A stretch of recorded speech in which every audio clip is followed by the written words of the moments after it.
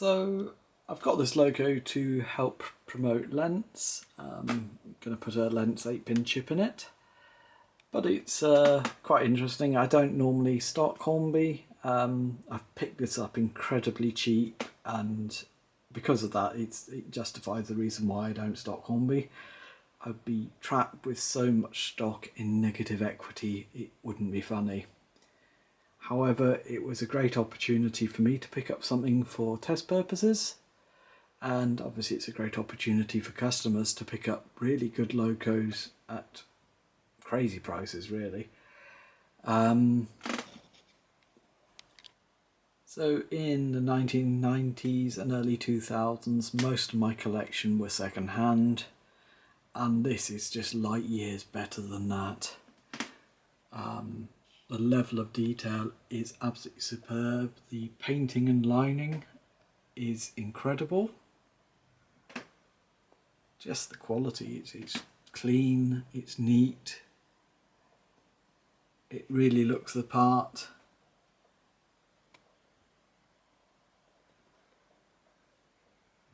And the choice of subject is also incredible, because let's be honest, back in those days the only way you could get a Thompson Pacific was to buy a kit. They're not popular. I don't think Mr. Thompson was ever popular, but I think we have to put it into context of the times. He took over from Sir Nigel Gresley after Sir Nigel died, with a railway virtually bankrupt, and 6 years of war had also not helped. So for a chief mechanical engineer to make their mark after someone who's virtually a god in the industry, it would have been tough. And let's be honest, some of his decisions didn't help. Rebuilding the first A1 Great Northern was seen as vindictive. And what he did to the P2s was, questionable as well, but I suspect needs must at the time. They were expensive locos to run, and something needed to be done quickly, and the rest is history.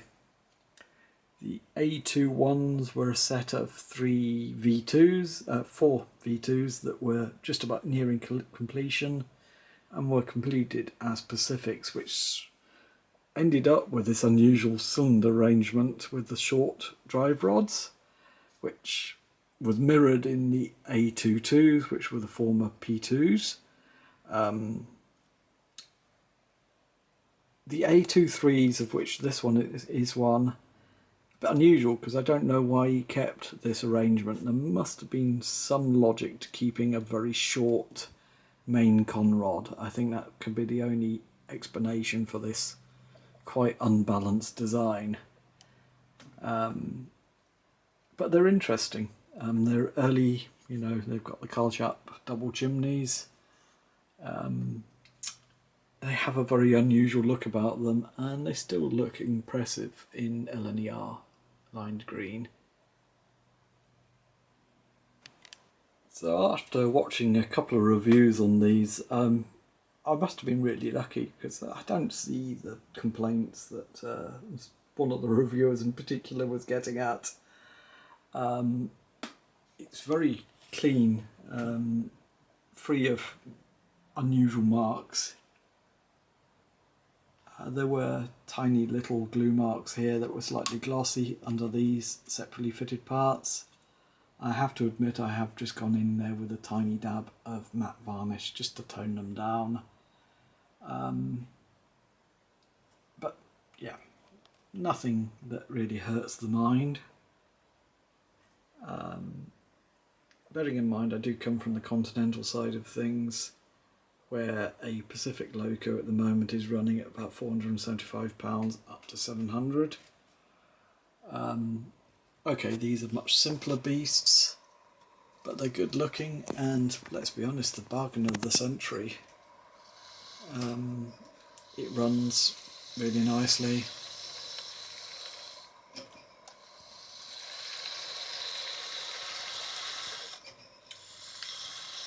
Yeah.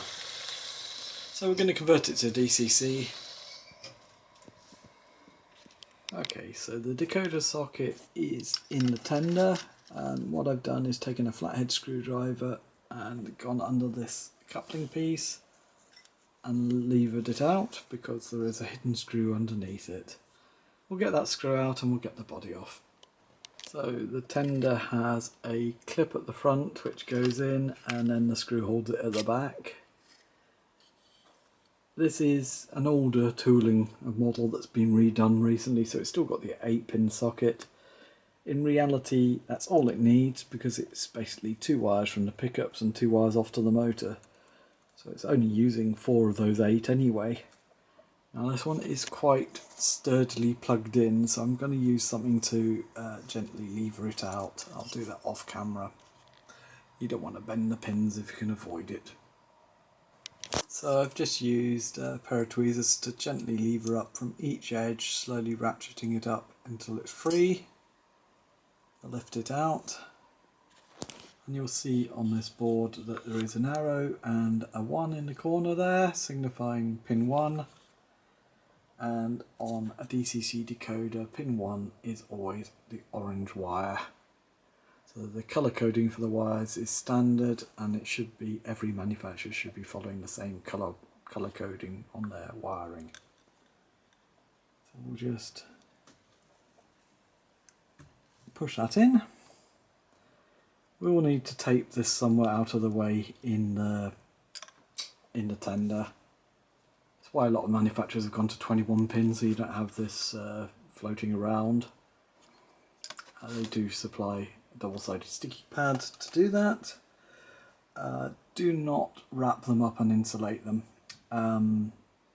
They need to be able to dissipate heat as part of how they function. So the sticky pad goes on the bottom, and just a little air space above them gives them a chance to get rid of that heat. If you wrap them in heavy shrink wrap, then they can actually smother themselves. I think yes, you use a very tiny, very thin shrink wrap, but that's something that they've obviously tested with their chips. Their chips still need to get rid of heat. Okay, so I have the loco on the programming track. It is best practice to check things out on the programming track first. So we'll just read the address. And while we're here, we will change the address. So it accepts 9,999 addresses. Let's clear that one and put the cab number 514 in.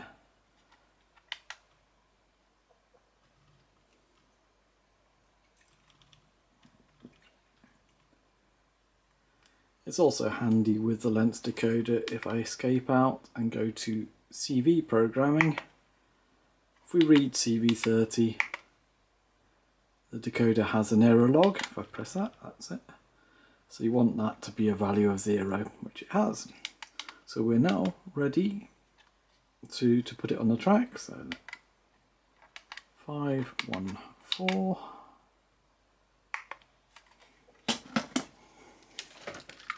Put it across onto the main track outlet.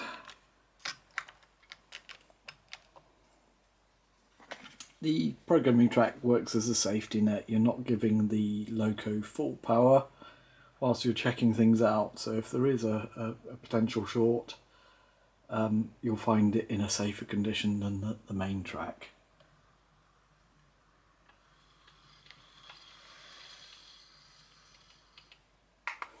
Just do a quick run back and forth. This is just on factory settings with the decoder. Haven't changed anything apart from the address. It's on 28 speed steps there. Supports 128 speed step running, so we can just change that over if we want.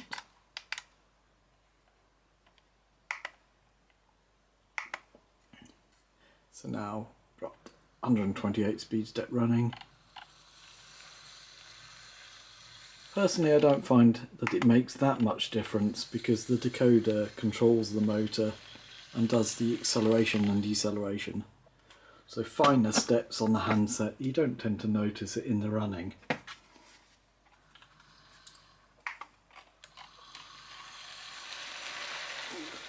As I said, we were just on base settings. The lens decoders are fully NMRA compliant. They also support things like Railcom and ABC braking.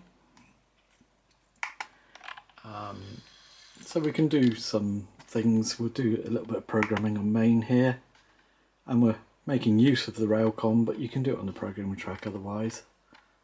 So lock menu, programming on main. Going to look at acceleration delay on 3,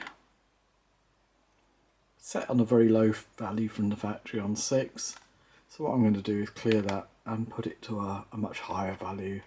So let's say 75 and send.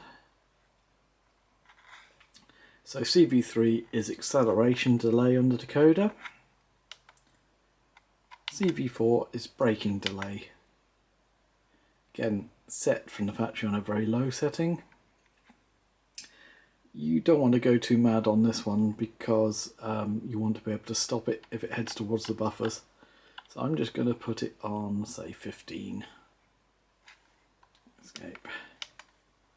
So now the loco will accelerate up according to the acceleration and braking delay. So even though I'm ramping up the throttle, it will take its time to accelerate up. It gives a lovely feeling of inertia and weight.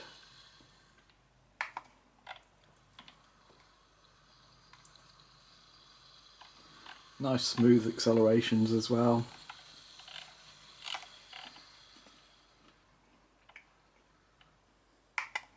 So there are a couple of useful functions on the lens decoders. So function 3 is shunting speed, and it will halve the speed. And function 4 is a direct derive, so it will ignore the acceleration delay, so it becomes direct from the throttle. It's quite handy for moving it off scene, but of course you get some quite unnatural accelerations when you're driving like this.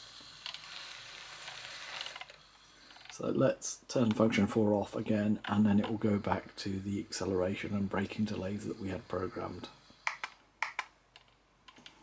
So really nice, high quality decoders, reasonable prices. They're really suitable for these Hornby locos with 8-pin decoder sockets. And given the loco literally only uses 4 of those pins, I don't think these even have a firebox glow. So it's literally 2 for the pickups, 2 for the motor. So an 8-pin is all they need.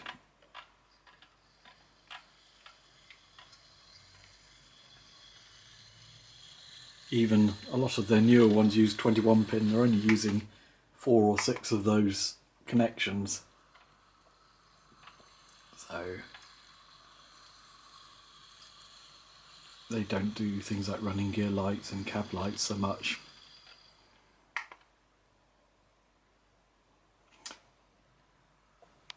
So one final useful thing is a decoder reset. So we're on 514. If you want to just reset the decoder back to factory settings, just program 8. So 8 is normally the manufacturer's ID, which is 99 in Lenz's case. If we clear that and type in 33 here and send, and escape out, the loco will have come off 514, which is the address I set, and it will be back to factory settings on 3. So all the inertias that I programmed have cleared back to factory settings as well. So it's a handy thing if you just want to undo any programming you've done, a factory reset.